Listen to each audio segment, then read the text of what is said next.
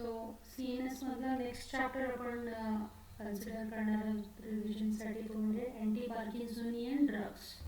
Okay, so सगळ्यात आधी पार्किन्सोनिझम किंवा पार्किन्सन्स डिझीज म्हणजे काय.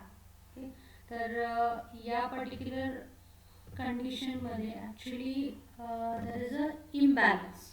ओके, आपल्या ब्रेनमधल्या जे दोन सिस्टम्स आहेत म्हणजे डोपामिनर्जिक सिस्टम आणि कोलिनर्जिक सिस्टम, सो यामध्ये प्रकारचा इम्बॅलन्स झाल्यामुळे ही पर्टिक्युलर कंडिशन प्रेसिपिटेट होते. तर यामध्ये डोपामिनर्जिक सिस्टम जी आहे ती त्याची जी वर्किंग कॅपॅसिटी आहे तर ती डिक्रीज होते इकडे. So it becomes हायपो active. Okay, so आपल्याला डोपामिनर्जिक सिस्टमला एनहान्स करणारे ड्रग या पर्टिक्युलर डिझीजच्या ट्रीटमेंटसाठी कन्सिडर करायचे. नेक्स्ट आहे कोलिनर्जिक सिस्टम. सो तर कोलिनर्जिक सिस्टम जी आहे ती त्याची जी कॅपॅसिटी आहे ती इन्क्रीज होते, म्हणजे ती हायपर ॲक्टिव्ह बनते. सो या इम्बॅलन्समुळे, या दोन सिस्टमच्या इम्बॅलन्समुळे खरं तर या पर्टिक्युलर डिझीजचे जे सिम्पटम्स आहेत ते प्रेसिपिटेट होते. सो बेसिकली याच्यामध्ये मूवमेंट जी आहे म्हणजे आपली जी कायनेटिक मूवमेंट्स जी आहे तर ती अफेक्ट होते, ज्याच्यामुळे रिजिडिटी, आपले जे मसल्स आहेत ते रिजिड बनतात. सो मूवमेंट अफेक्ट होते. हायपोकायनेसिया म्हणजे डिक्रीज इन दी मूवमेंट्स. त्यानंतर ट्रेमर्स म्हणजे थरथरणे, ओके, फाईन ट्रेमर्स असतील किंवा लेटर ऑन कोर्स ट्रेमर्स असतील. सो या सगळ्या कॅरेक्टरिस्टिक फीचर्स आहेत, हे मेन सिम्पटम्स आहेत पार्किन्सनिझमचे. या व्यतिरिक्त अजून बाकी सेकंडरी फीचर्स पण आहे, म्हणजे तिथे आपला गेट म्हणजे आपला पोस्चर अफेक्ट होतो. त्यानंतर आपल्या वॉकिंग स्टाईल जी आहे ती अफेक्ट होते. या सगळ्या गोष्टी, त्याच्यामुळे मेंटल प्रोसेसेस अफेक्ट होतात. आपली सोशल बिहेवियरसुद्धा काही प्रमाणात अफेक्ट होऊ शकते. आणि बेसिकली ही कंडिशन प्रेसिपिटेट होते ती म्हणजे या दोन सिस्टममधल्या इम्बॅलन्समुळे. ओके, सो आपल्याला या दोन सिस्टम्सला करेक्ट करणारे ड्रग बेसिकली इकडे या ट्रीटमेंटमध्ये वापरायचे. Anti parkinsonism drugs. So these are the drugs that have therapeutic effect in the Parkinsonism. So they symptoms किंवा पॅथोफिजिओलॉजी इम्प्रूव्ह करायला आपल्याला मदत करतात. So coming to the classification, तर जसं आपण बघितलं पॅथोफिजिओलॉजीमध्ये की इम्बॅलन्स आहे दोन सिस्टम्समध्ये. ओके, डोपामिनर्जिक सिस्टम आणि कोलिनर्जिक सिस्टम. सो दोन मेन क्लासेस आहेत, drugs affecting brain dopaminergic system and drugs affecting brain cholinergic system. आपल्याला बेसिकली सेंट्रल नर्वस सिस्टममध्ये म्हणजे बेसिकली आपल्याला ब्रेनमधल्या सिस्टम्सला करेक्ट करायचं.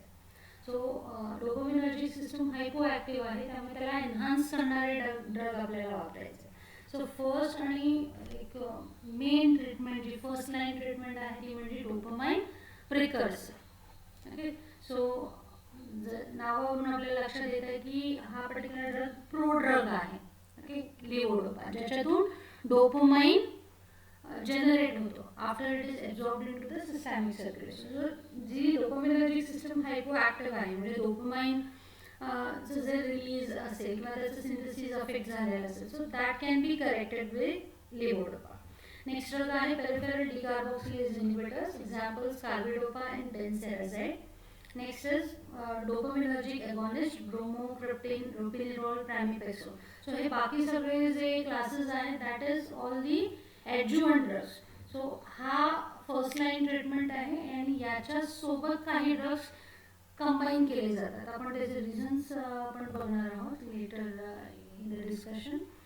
Next sub classes MAOB inhibitor, selegiline, rasagiline are two examples.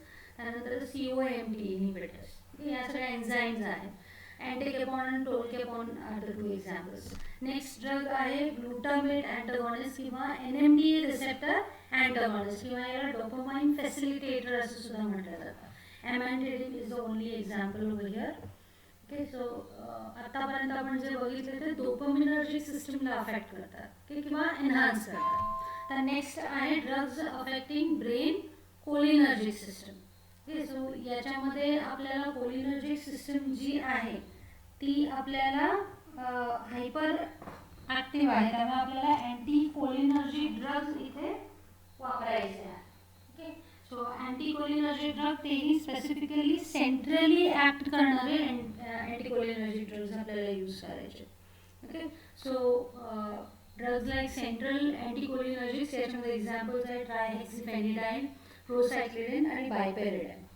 Apart from दिस काही अँटीहिस्टॅमिनिक ड्रग्ज आहेत म्हणजे जे हिस्टॅमिन रिसेप्टर्सला ब्लॉक करतात तर त्यांना सुद्धा अँटीकोलिनर्जिक प्रॉपर्टी, सेंट्रल अँटीकोलिनर्जिक प्रॉपर्टी आहे. सो ऑर्फेनाड्रिन किंवा प्रोमेथाझिन सारखे ड्रग इथे आपण वापरू शकतो. सो हे classification. So to start with the first drug, first line जी ट्रीटमेंट आहे ती म्हणजे लिव्होडोपा.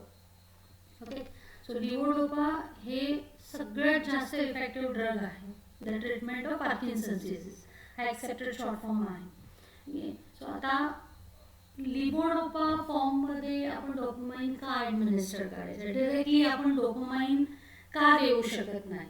ओके, सो त्याचं रिझन असं आहे की डोपामाइन ॲक्च्युली हा ट्रान्समिटर आहे डोपामिनर्जिक सिस्टम.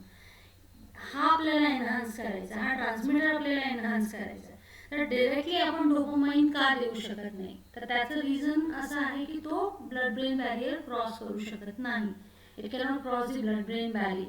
ओके, या रिझनमुळे ही डिफिकल्टी आपल्याला ओव्हरकम करायची आहे. त्याच्यासाठी हा डोपामाइन जो आहे तो प्रोड्रग फॉर्ममध्ये दिला जातो.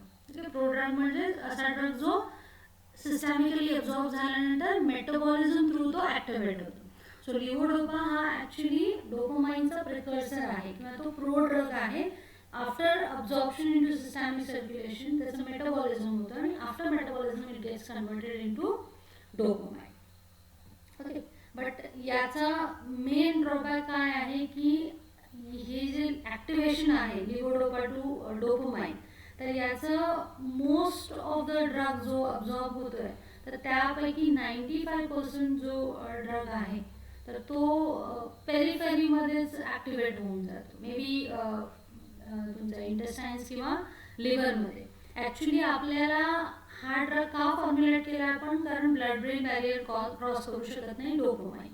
त्यामुळे आपल्याला हे ॲक्टिवेशन जे आहे ते CNS मध्ये व्हायला हवं. बट इथे काय होतं की हा ड्रग त्याच्या ॲक्टिव्ह मेटाबोलाइटमध्ये कन्वर्ट होतो पेरिफेरीमध्ये मोर दॅन 95%. आणि फक्त 1 to 2% जे आहे out of what ever is absorb, फक्त इतका ड्रग आपल्याला अवेलेबल आहे लिव्होडोपा फॉर्ममध्ये जो ब्रेनमध्ये क्रॉस होतो. ब्लड ब्रेन बॅरियर तो क्रॉस करून ब्रेनमध्ये पोहोचतो, तिथे त्याचं ॲक्टिवेशन होतं आणि तो स्टोअर केला जातो किंवा रिलीज केला जातो. ओके, सो ही एक मेजर ड्रॉबॅक आहे with the use of levodopa. Coming to the pharmacological actions. Okay, first is action on the CNS. Okay, so as such levodopa normal individuals असतील किंवा बाकी डिसऑर्डर्स जर असतील न्यूरोलॉजिकल डिसीजेस तर त्यांच्यामध्ये हा ड्रग ॲक्च्युली काही इफेक्ट्स दाखवत नाही. बट पार्किन्सन डिसीजमध्ये मार्केट इम्प्रूव्हमेंट दिसतात. म्हणजे सगळे जे सिम्पटम्स आहेत तर ते रिझॉल्व्ह व्हायला सुरुवात होते. फर्स्ट सिम्पटम्स इज हायपोकायनेझिया किंवा रिजिडिटी ह्या रिझॉल्व्ह होतात. ओके, त्यानंतर ट्रेमर्स सुद्धा इफेक्टिव्हली कंट्रोल करतो हा drug. Apart from that secondary symptoms जे आहे पोस्चर जसं मी म्हटलं किंवा गेट, वॉकिंग स्टाईल आहे, हँडरायटिंग, स्पीच किंवा facial expressions, mood, okay, so interest in life, so यासारख्या गोष्टी नॉर्मलाइज व्हायला सुरुवात होतात. ओके, सो यातून आपण म्हणू शकतो की हा ड्रग एक जनरल अलर्टिंग रिस्पॉन्स दाखवतो. Okay, but he general alertness कधी कधी एक्सेसिव्ह सेक्शुअल ॲक्टिव्हिटीमध्ये सुद्धा कन्वर्ट होऊ शकते. ओके, किंवा फ्रँक सायकोसिस सुद्धा प्रेसिपिटेट होऊ शकते या पर्टिक्युलर कंडिशनमध्ये.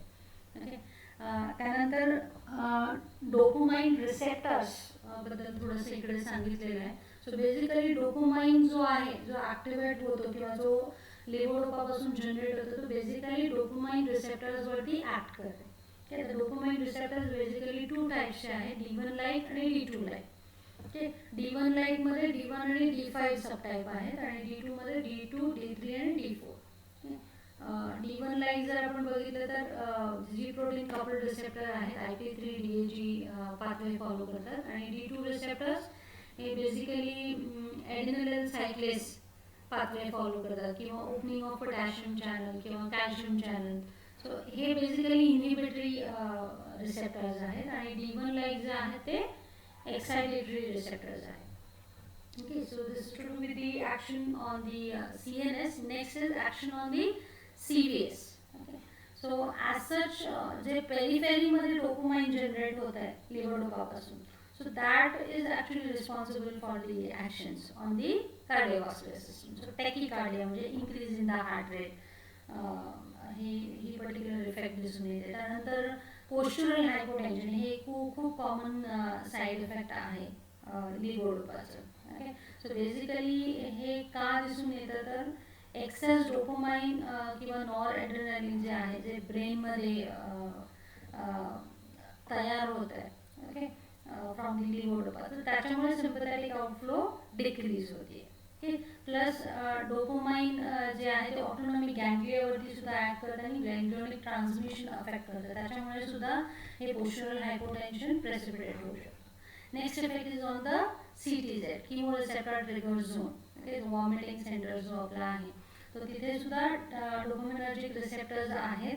ओके, आणि CTZ हे पेरिफेरली फॉर्म झालेला जो डोपामाइन आहे तो इझिली याच्यावरती ॲक्ट करू शकतो. कारण CTZ it is not protected by blood brain barrier. आपल्याला माहिती आहे की dopamine blood brain barrier cross करू शकत नाही, पण इथे कुठेही ब्लड ब्रेन बॅरियर नाही आहे. त्यामुळे जे काही डोपामाइन तयार होत आहे पेरिफेरीमध्ये, so that will easily act on CTZ and nausea and vomiting precipitate होऊ शकतं.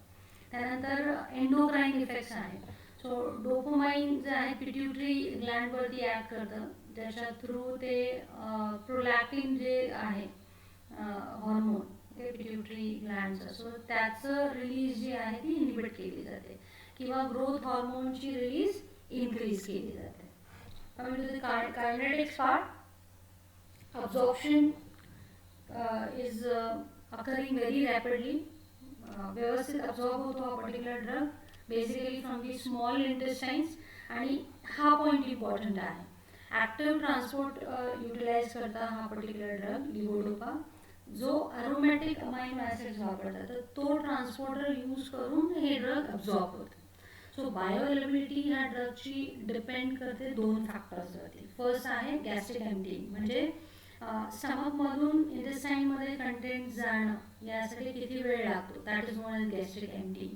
Okay, emptying of your stomach, so किती वेळ लागतो. So levodopa suppose gastric emptying slow असेल तर लिव्होडोपा काय होतं की त्याचं डिग्रेडेशन होऊन जातं गट वॉलमध्ये. ओके, कारण तो खूप जास्त प्रमाणात एक्सपोज होतो. डिग्रेडिंग एन्झाईम्स आहेत आपण बघितलं ऑलरेडी गॅस्ट्रिक सेक्रेशन्समध्ये. So because of this metabolism खूप कमी प्रमाणात लिव्होडोपा अवेलेबल राहतं to cross the blood brain barrier, म्हणजे पॅरिफेरीमध्येच त्याचं ॲक्टिवेशन होऊन जातं. सो हा एक फॅक्टर आहे.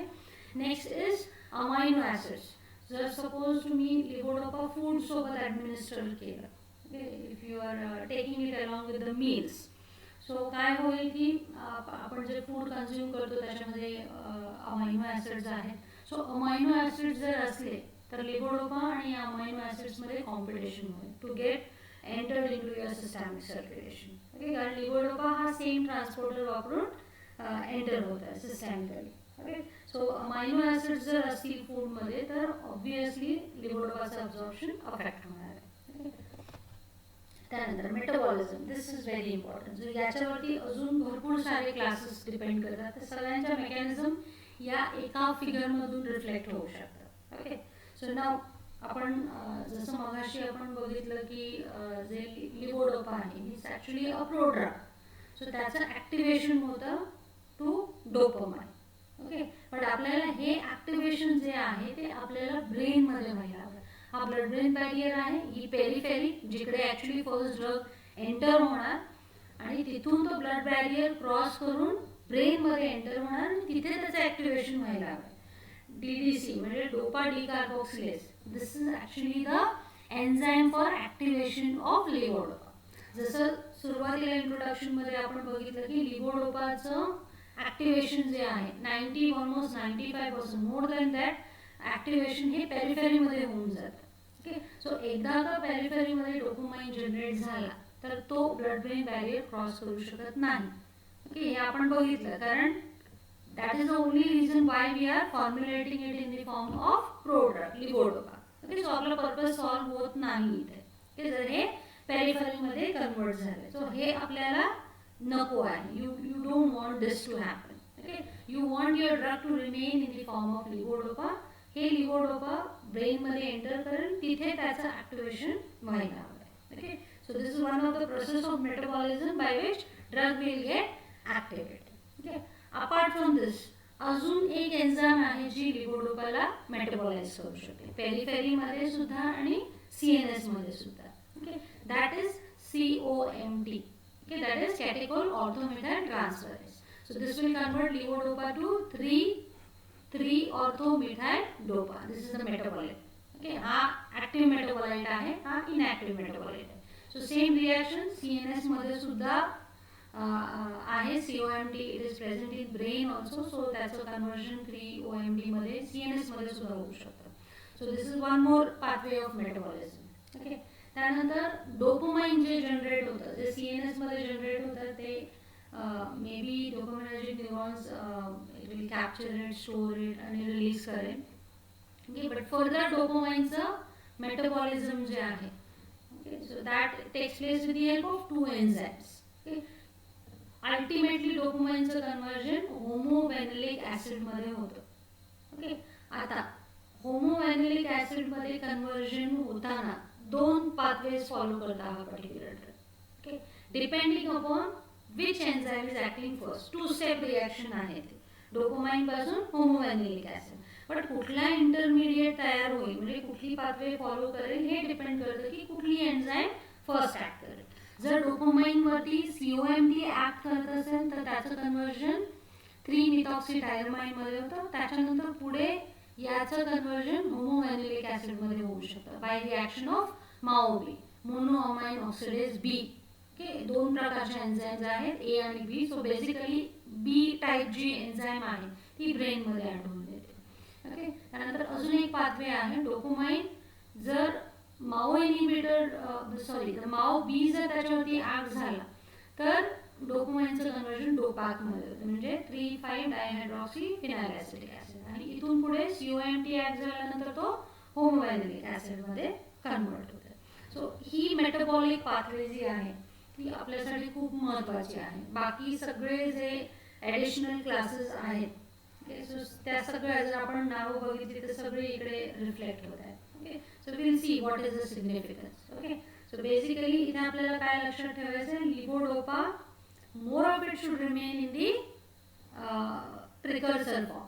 Okay, लिव्होडोपाचं ऍक्टिव्हेशन पेरिफेरी मध्ये व्हायला आपल्याला नको आहे. Okay, so that it will enter into the brain आणि इकडे त्याचं ऍक्टिव्हेशन होईल. Okay, but usually only about 1-2% is available which will enter the brain. Okay, त्यानंतर हे एक लक्षात घ्यायचं आपल्याला, पिरिडॉक्सिन हा एक को फॅक्टर आहे फॉर डोपा डिकार्बोक्सिलेज. ओके, जे ऍक्टिव्हेशन कॅटलाइज करणारी जी एन्झाइम आहे, सो त्याच्यासाठी पिरिडॉक्सिन हा को फॅक्टर म्हणून ऍक्ट करतोय. ओके, ॲडव्हर्स इफेक्ट्स जर आपण बघितले लिव्होडोपाचे तर भरपूर सारे ॲडव्हर्स इफेक्ट्स आहेत.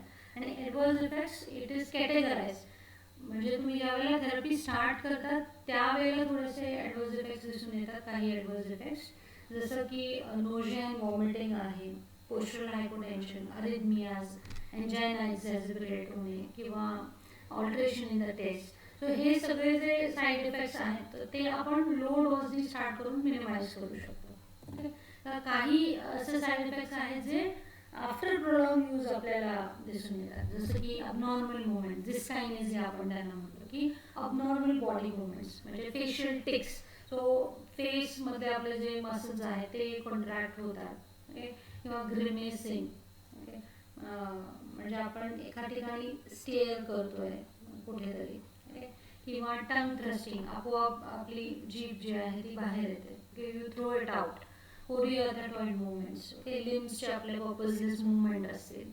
सो या अबनॉर्मल मुवमेंट्स प्रेसिपिटेट होऊ शकतात. त्यानंतर बिहेवियरल चेंजेस लाईक एन्झायटी किंवा नाईटमेअर्स, ओके, टू डिप्रेशन, मानिया, हॅल्युसिनेशन, कन्फ्युजन, या सगळ्या गोष्टी प्रेसिपिटेट होऊ शकतात. Third is fluctuation in the motor performance. Okay, so जे मोटर इफेक्ट्स ज्या कंट्रोल केलेले आहेत त्या पर्टिक्युलर ड्रग्सनी, तर त्या कुठेतरी अफेक्ट होऊ शकतात. म्हणजे जसं तुम्ही ड्रग कंटिन्युअसली यूज करता आफ्टर 2 to 5 years, युजली जी कंट्रोल आहे, सिम्पटम्स जे कंट्रोलमध्ये आलेले असतात ते कुठेतरी फ्लक्च्युएशन दिसतात.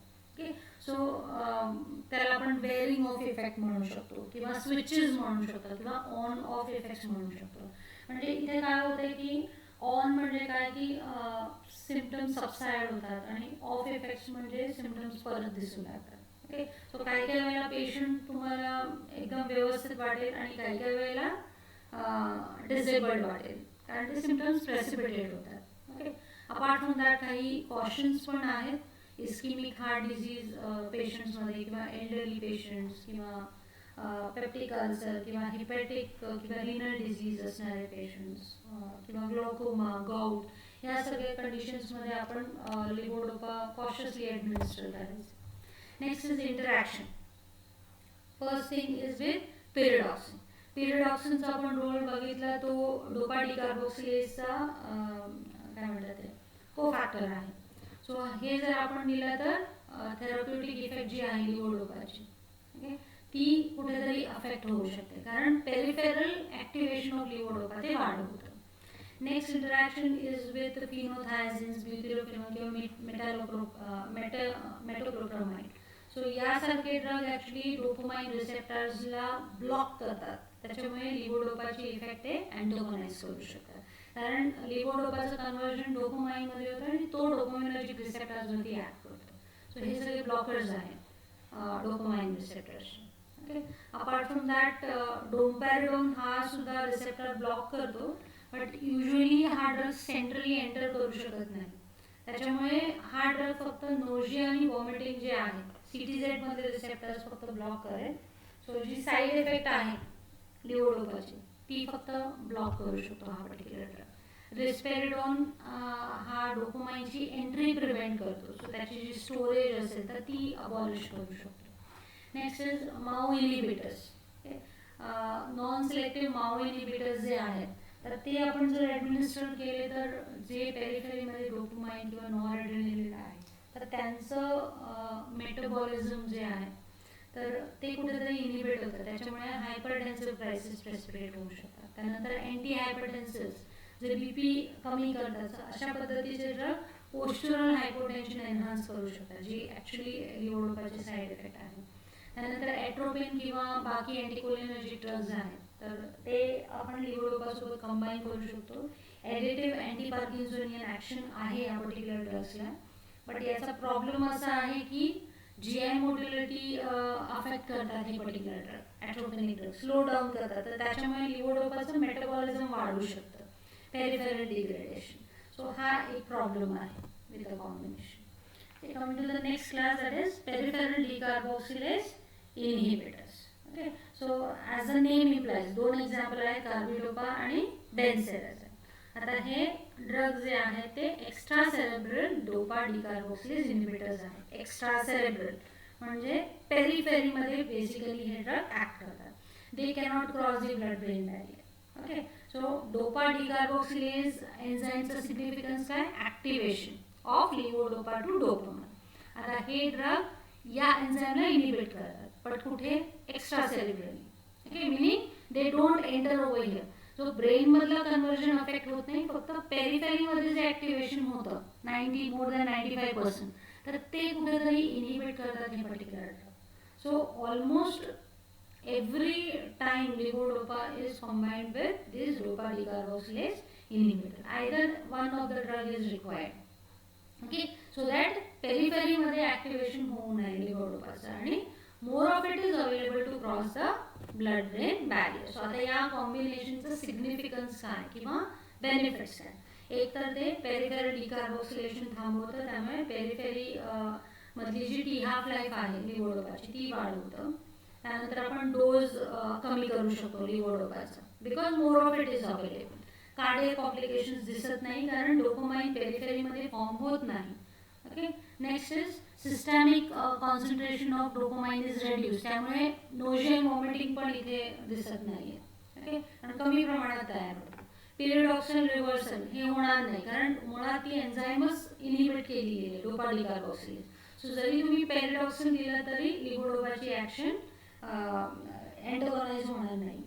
Next is on off effects जे आहेत तर ते मिनिमाइज होतात कुठेतरी प्रोलॉंग यूज नंतर, आणि इम्प्रूव्हमेंट जी आहे ती बेटर होते, better control of the symptoms. Okay, हे सारे प्रॉब्लेम्स जे आहेत हे रिझॉल्व्ह होत नाही त्या कॉम्बिनेशनमुळे. ते इनव्हॉलंटरी मुवमेंट्स असतील किंवा behavioural changes, postural hypotension, day time sleepiness, so या सगळ्या गोष्टी रिझॉल्व्ह होत नाही. बट युजली प्रॅक्टिकली ऑलवेज हे कॉम्बिनेशन दिलं जातं. स्पेसिफिकली कार्बिडोपा आणि लिव्होडोपा या कॉम्बिनेशनला एक नाव पण आहे, को कॅरंडोपा. ओके, नेक्स्ट आहे dopaminergic agonist. So as the name implies, हे ड्रग म्हणजे डोपामाइन रिसेप्टर्स वरती ऍक्ट करून त्यांना स्टिम्युलेट करतात. ओके, सो बेसिकली हे सुद्धा ॲडज्युएंट ड्रग म्हणून दिले जातात डोपामिनर्जिक अगॉनिस्ट जे आहे. Okay, so selectively dopaminergic receptors identify करून त्यांना स्टिम्युलेट करणे. सो ज्याच्यामुळे जी हायपो ॲक्टिव्ह झालेली आहे डोपामिनर्जिक सिस्टम तर त्याला कुठेतरी इम्प्रूव्ह करायला हे ड्रग मदत करू शकतात. याच्यामध्ये ब्रोमोक्रिप्टेन आहे, D2 रिसेप्टर्सला सिलेक्टिव्ह आहे हा पर्टिक्युलर ड्रग. ओके, D1 वरती सुद्धा ॲक्टिव्हिटी आहे बट पार्शियल. याचा हा एक मेन प्रॉब्लेम आहे. Fall in BP, first dose effect. Initially काय होईल की BP ड्रॉप होईल या पर्टिक्युलर पेशंट्स मध्ये, हा एक प्रॉब्लेम आहे. ओके, बाकी अजून 2 ड्रग आहेत, रोपिनेरॉल आणि प्रेमिपेक्सॉल. हे रिसेंटली इंट्रोड्यूस केलेले ड्रग्ज आहेत. हे जास्त सिलेक्टिव्ह आहे D2 आणि D3 रिसेप्टर्सला. ओके, D1 वरती की काही ॲक्टिव्हिटी नाही आहे या पर्टिक्युलर ड्रगचा. हे सुद्धा सप्लिमेंटरी ड्रग आहे, ॲडज्युएंट ड्रग आहेत जे लिव्होडोपासोबत कंबाईन केले जाऊ शकतात, किंवा इंडिव्हिज्युअल ॲज अ मोनोथेरपी म्हणून सुद्धा, म्हणजे हे स्वतः हे ड्रग सुद्धा वापरले जाऊ शकतात in the treatment of Parkinson's disease. Okay, next class is MAO-B inhibitors. Okay, जसं आपण मेटाबॉलिझम मध्ये बघितलं की MAO-B एन्झाईम ही डोपामाइनच्या मेटाबॉलिझम मध्ये इन्व्हॉल्ड आहे. ओके, आणि MAO-B is the enzyme specifically brain मध्ये आढळली जाते. Okay, so MAO-B inhibitors, they will cross the blood-brain barrier and inhibit this enzyme. Okay, salicylic or acetylcholine are the 2 examples. So हे enzyme inhibit केल्यामुळे डोपामाइनचा metabolism होत नाही. So it remains over there for a longer period of time. It acts for a longer period of time. Okay, so हे 2 examples आहेत selective MAO-B inhibitors. Okay, next class is COMT inhibitors. Okay, so आता ही या एन्झाईमचं significance काय आहे एक तर इकडे. Okay, so ज्या वेळेला तुम्ही डोपा डिकार्बोक्सिलेज इनहिबिटर देता, peripheral decarboxylase inhibitor like carbidopa और बेन्सेराझाइड जेव्हा तुम्ही कंबाईन करता, ओके, ऑब्विसली पेरिफेरीमध्ये ही ॲक्टिव्हेशन इनहिबिट होऊन जाते. बट अजून एक पाथवे अवेलेबल आहे, right. COMT can also convert levodopa to 3-OMT. Okay, so हे कुठेतरी आपल्याला स्टॉप करायचं आहे, कारण हे स्टॉप जरी केलं तरी ही रिॲक्शन अवेलेबल आहे. तर याच्यामुळे सुद्धा लिव्होडोपाचं इनॲक्टिव्हेशन होऊ शकतं. सो हे प्रॉब्लेम सॉल्व्ह करण्यासाठी COMT inhibitors were discovered. So tolcapone आणि अँटिकपॉन हे 2 एक्झाम्पल्स आहेत जे पेरिफेरीमध्ये ॲक्ट करतात. आणि टोलकॅपॉन स्पेसिफिकली CNS मधलं जे कन्व्हर्जन आहे ते सुद्धा इनहिबिट करू शकतं. इव्हन जे डोपामाइनचं मेटाबॉलिझम आहे इकडे हे सुद्धा थांबवू शकतात COMT इनहिबिटर्स. सो हे सुद्धा ॲज अ ॲडज्युएंट ड्रग वापरले जातात along with levodopa. Okay, so levodopa कार्बिडोपाचे कॉम्बिनेशन आहे त्याला ॲडिशनली हे ॲज अ ॲडज्युएंट ड्रग सुद्धा वापरले जातात. ओके, नेक्स्ट आहे डोपामाइन फॅसिलिटेटर ऑफ ग्लुटामेट अँटागॉनिस्ट और NMDA रिसेप्टर अँटागॉनिस्ट. ओके, ॲमेंटेडिन हा ॲक्च्युली अँटीव्हायरल म्हणून डेव्हलप केला गेला होता, but accidentally, serendipitously it was found that Parkinson's disease मध्ये सुद्धा तो इफेक्टिव्ह आहे. डोपामाइनचं सिंथेसिस किंवा रिलीज जे त्याचं टर्नओव्हर आहे, तर प्री सायनॅप्टिक सिंथेसिस किंवा त्याची रिलीज आहे ब्रेनमध्ये, तर ते फॅसिलिटेट करतं. Apart from that anticholinergic property सुद्धा आहे या पर्टिक्युलर ड्रगला. सो हे this is how it helps.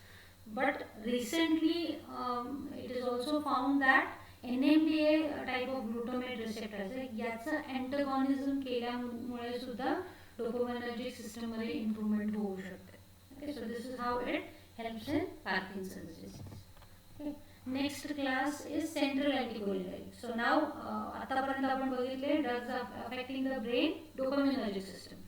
Next is drugs affecting the brain cholinergic system. So आपल्याला माहिती आहे की हायपर ॲक्टिव्ह आहे, सो आपल्याला अँटीकोलिनर्जिक ड्रग्ज वापरायचे आणि सेंट्रली ॲक्टिंग अँटीकोलिनर्जिक ड्रग्ज आपल्याला बेसिकली वापरायचे आहे.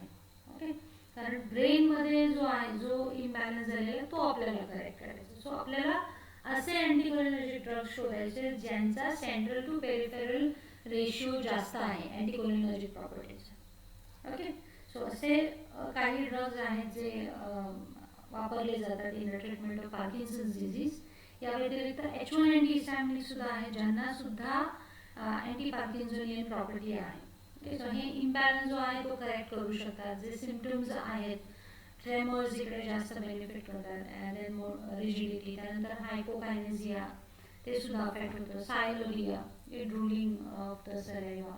Okay, so all these conditions will be improve. Okay, so या क्लासचा ॲडव्हान्टेज असा आहे की हे चीप आहे. ओके, म्हणजे इकॉनॉमिकली जर बघितलं तर हे खूप जास्त बेनिफिशियल आहे. साईड इफेक्ट्स लिव्होडोपापेक्षा यांना खूप कमी आहे. माइल्ड साईड इफेक्ट्स आहे, कॉन्ट्रा इंडिकेशन्स वगैरे या सगळ्या गोष्टी सुद्धा बेटर आहेत. ओके, सो ऑल्सो हे ड्रग तुम्ही लिव्होडोपासोबत कंबाईन केले तर लिव्होडोपाचा डोस कमी करायला मदत होतं. प्लस जे ड्रग इंड्युस्ड पार्किन्सन्स डिसीज आहे त्यांच्यामध्ये हे पर्टिक्युलरली इफेक्टिव्ह आहे. ही अशी एकमेव क्लास आहे जी ड्रग इंड्युस्ड पार्किन्सनिझममध्ये इफेक्टिव्ह आहे. की साईड इफेक्ट्स म्हणजे ॲट्रोपिनिक साईड इफेक्ट्स आपल्याला दिसून येतील, इम्पेअरमेंट of memory, confusion state, urinary retention वगैरे. आणि अँटीहिस्टॅमिनिक्सला सुद्धा अँटीकोलिनर्जिक प्रॉपर्टी आहे, त्यामुळे तेही ड्रग्ज वापरले जातात. इम्पॉर्टंट क्वेश्चन्स त्याच्यामध्ये आहेत क्लासिफिकेशन, त्यानंतर मेकॅनिझम ऑफ ॲक्शन ऑफ लिव्होडोपा, त्यानंतर फार्मकोलॉजी लिव्होडोपाची भरपूर इम्पॉर्टंट आहे. त्यानंतर कुठल्याही एका क्लासवरती नोट येऊ शकतो किंवा हे कॉम्बिनेशन का दिलं जाते याचं जस्टिफिकेशन, और directly 4 marks question on pharmacotherapy of Parkinson's disease. इथे आपल्याला पूर्ण सगळे ड्रग्ज आपल्याला एक्सप्लेन करायचे की कसे हेल्पफुल आहे इन कंट्रोलिंग दिस कंडिशन.